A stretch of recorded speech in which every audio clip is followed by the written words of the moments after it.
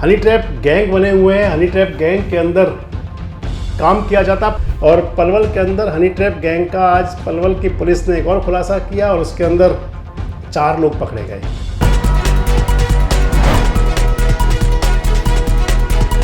दोस्तों नमस्कार। एक अपराध की दुनिया में एक नए किस्म का अपराध सुनते होंगे आप। पुलिस की डायरी अगर आप खंगालें तो आपको एक नया नाम सुनने को आता होगा। हालांकि नाम वो पिछले 8-10 साल से चल रहा है, लेकिन गाए बगाए उसकी खबरें का तेज हुआ करती हैं। उस अपराध का नाम है honey trap. Honey trap gang बने हुए हैं। हनी ट्रैप गैंग के अंदर काम किया जाता है। आपको बताऊं हनी ट्रैप क्या होता है। इस हनी ट्रैप के अंदर नेता से लेकर अभिनेता तक, आम आदमी से लेकर खास आदमी तक, कब कौन इसका शिकार हो जाए ना आप सोच सकते हैं ना आप कह सकते हैं।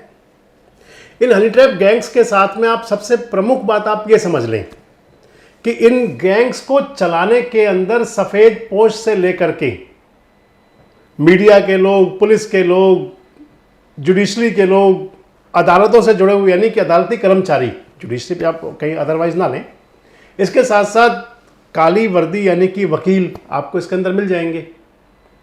मैं आपको बता रहा था कि कोई नहीं बचता, तो पिछले दिनों आपने हरियाणा के बीजेपी प्रदेश अध्यक्ष पर और एक उनके साथ एक गायक थे रॉकी मित्तल, आपने वो सुना होगा। एक केस चला था और उसके अंदर भी जब कनेक्शन निकला तो बाद में कनेक्शन हनी ट्रैप का निकला। आज आपसे जिक्र इसलिए कर रहा हूं कि आज पलवल के अंदर, हरियाणा का एक ऐतिहासिक जिला है पलवल, ऐतिहासिक शहर है पलवल, और पलवल के अंदर हनी ट्रैप गैंग का आज पलवल की पुलिस ने एक और खुलासा किया और उसके अंदर 4 लोग पकड़े गए। बड़ी बात है, जो 4 लोग पकड़े गए उनके अंदर एक महिला अधिवक्ता हैं, एक उनके अंदर पुलिस के असिस्टेंट सब इंस्पेक्टर हैं, सहायक पुलिस निरीक्षक, एक उसके अंदर जिसे आप विक्टिम कह सकते हैं, शिकायतकर्ता कह सकते हैं, हालांकि शिकायत उसके अंदर कोई हुई नहीं थी, और एक उस शिकायतकर्ता जो हो सकती थी उसकी मदर, माँ उसकी। मैं आपको जो बता रहा था कि इसका कोई भी शिकार हो सकता है, तो इस हनी ट्रैप का जो भी ताज़ा मामला जो है, इसके अंदर जो शिकार हुए, जिसको शिकार बनाया गया, वो एक डॉक्टर हैं, पेशे से डॉक्टर हैं। मुझे ये नहीं पता चल पाया कि वो MBBS डॉक्टर हैं, RMP डॉक्टर हैं, कितना बड़ा उनका हॉस्पिटल, लेकिन एक गांव के अंदर उनका एक हॉस्पिटल चलता है। क्योंकि एक लीगल बात हुआ करती है, एक लीगल प्रोसेस है, इसलिए मैं आपको इस वीडियो में किसी के नाम तो नहीं बता पाऊंगा, लेकिन आपको बताऊंगा पूरी स्टोरी जरूर, और साथ में ये भी जोड़ूंगा कि आखिर हनी ट्रैप गैंग काम कैसे करते हैं। सबसे पहले तो हनी ट्रैप का मायने आप ये समझ लें कि कहीं भी किसी मामले में किसी महिला, किसी युवती द्वारा किसी भी व्यक्ति को, किसी भी आदमी को किसी भी तरीके से अपने जाल में फांस लेना, या उस व्यक्ति का उनके जाल में फंस जाना। उसके अंदर उनके रिलेशन बन सकते हैं, सेक्सुअल रिलेशन हो सकते हैं, उनकी छेड़छाड़ की बात भी आ सकती है, या इस प्रकार की बातें उसके अंदर चला करती हैं। सहमति से हुआ करता है या असहमति से, क्योंकि असहमति होगी तो फिर हमारा संविधान हमें महिलाओं को बड़ी ताकत देता है, और वैसे भी इस समय तो क्राइम अगेंस्ट वीमेन के मामले में पुलिस और जुडिशरी सभी बहुत सख्त हैं। अगर असहमति की बात कहीं होती है तो फिर उस मामले में तो सीधा सीधा हस्तक्षेप पुलिस का होना चाहिए, शिकायतकर्ता को, पीड़िता को पुलिस के पास जाना चाहिए। लेकिन ऐसा कई बार जब हनी ट्रैप के मामले सामने आते हैं तो उनके अंदर ये नहीं हुआ करता। कोशिश होती है हनी ट्रैप को आप समझ लें मांडवाली करना, यानी कि इसे आप एक तरीके से ये भी कह सकते हैं कि आप अगर इज्जत का सौदा कर रहे हैं। अभी जो ताज़ा मामला मैं आपको बता रहा था, इसमें बात यूँ चलती है कि एक शिकायतकर्ता, एक लड़की जिसने शिकायत पुलिस को नहीं दी, आपको बार बार दोहरा रहा हूँ मेरी बात, एक प्राइवेट कोई हॉस्पिटल है एक गांव का, उस हॉस्पिटल के अंदर शिकायतकर्ता जो लड़की है वो बता रही है कि वहाँ उस हॉस्पिटल के अंदर वो काम करती है। जो पीड़ित बना है, जिसने अब शिकायत की, जिसने FIR दर्ज करवाई, वो उस अस्पताल का, नर्सिंग होम का संचालक है, वो डॉक्टर है। डॉक्टर के पास एक अधिवक्ता है, पलवल की महिला अधिवक्ता है, मशहूर अधिवक्ता है। मशहूर इसलिए कह रहा हूँ कि वो पहले एक हर्ष फायरिंग में, यानी कि इलीगल वेपन्स के साथ में वो फायरिंग करके गिरफ्तार हो चुकी हैं। वकील साहिबा का फ़ोन जाता है उन डॉक्टर को, और वो कहते हैं कि आपके पास में जो लड़की काम करती है, आपने उसके साथ गलत किया है, उसका यौन शोषण किया है, उसके साथ छेड़छाड़ की है, उसके साथ कोई अनैतिक काम किया है। धमकी दी जाती है कि आपके खिलाफ पुलिस को एफआईआर कराई जाएगी, पुलिस को शिकायत दी जाएगी। बात चल पड़ती है कि शिकायत ना की जाए, बात ही चल पड़ती है कि शिकायत ना दी जाए, और फिर बात आती है लेन देन की, और इसी लेन देन को आप हनी ट्रैप मान सकते हैं। इसी लेन देन को आप हनी ट्रैप का सबसे महत्वपूर्ण पार्ट हिस्सा मान सकते हैं। इसमें जो शिकायत करता जो डॉक्टर है, वो सदर थाना पलवल के जो इंचार्ज हैं, वहाँ के जो कार्यवाहक एसएचओ हैं, आईपीएस अधिकारी हैं, यादव साहब से मिलते हैं, जाकर के उनको अपनी बात कहते हैं कि इस तरीके से उनके साथ हुआ है। महिला वकील हैं, महिला वकील उनको फ़ोन कर रही हैं, 10 लाख रुपए की डिमांड कर रही हैं। 7 लाख रुपए में वो सौदा हो जाता है। 6 लाख रुपए महिला अधिवक्ता साहब को दिए जाते हैं। 6 लाख रुपए नकद दिया जाता है, 60,000 रुपये पेटीएम किया जाता है। जब वो नकदी दी जाती है जिस घर के अंदर, उस घर के अंदर एक महत्वपूर्ण बात है कि पुलिस का एएसआई बैठ करके नोटों को गिन रहा है।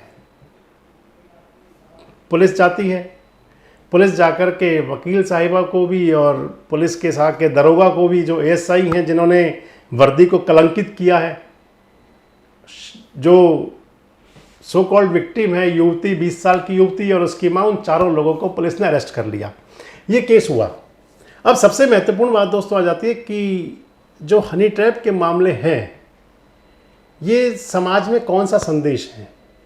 और जब इसके अंदर खासकर मैं आपको बता रहा था कि कई ऐसे मामले आए जिसके अंदर मीडिया के लोग जुड़े हुए रहे हैं, अधिवक्ताओं की भूमिका बड़ी इसके अंदर मानी जाती है कि इसके अंदर वकील शामिल हुआ करते हैं, पुलिसकर्मियों की भूमिका। आप ये समझें कि खासकर मैं पलवल जिले की आपसे बात करूं तो पहले भी कई हनी ट्रैप के मामले सामने आते रहे, कई पुलिस के अधिकारी कर्मचारी उसमें नपते रहे, खुद हनी ट्रैप का गैंग का शिकार भी होते रहे, पुलिसकर्मी भी, अधिकारी होते हुए वो जेल जाते रहे। इस प्रकार की बातें कई बार आपने सुनी होंगी। और ये हनी ट्रैप के जो मामले हैं, अगर आप इसको आपराधिक कलंक वाले अपराध की अगर श्रेणी में रख लिया जाए तो फिर भी कोई अतिशयोक्ति नहीं है। अगर आप पुलिस में हैं तो आपका अधिकार, पुलिस का कर्तव्य है, ड्यूटी है पुलिस की, कि अगर कहीं गलत हो रहा है तो फिर उसको ठीक करना, अगर कहीं अन्याय हो रहा है तो फिर उसका न्याय करना। अगर किसी के साथ में किसी व्यक्ति ने गलत किया और उसकी सौदेबाजी में अगर कहीं पुलिस साहब बीच में आ जाएगी तो फिर इसका मतलब आप मान लें कि पुलिस अपने मूल कर्तव्य से अपना पथ भ्रष्ट हो रही है। अगर अधिवक्ता को इसके अंदर शामिल हो जाते हैं तो अधिवक्ताओं की ड्यूटी है, आप देखें तो जो लीगल एड सेल बने हुए हैं, कोर्टरूम बने हुए हैं, उसके अंदर अधिवक्ताओं की ड्यूटी लगती है, उनसे कहा जाता है। वो अलग बात है कि जब अधिवक्ता केस लड़ रहे हों किसी का, तो हो सकता है उसके अंदर कोई रेप विक्टिम हो और कोई रेप का आरोपी हो, वकील दोनों को मिल जाएंगे। लेकिन अगर कहीं मांडवाली करके और इस प्रकार के हनी ट्रैप गैंग चला रही होंगी तो फिर उस वकालत के पेशे पर भी शर्म आएगी।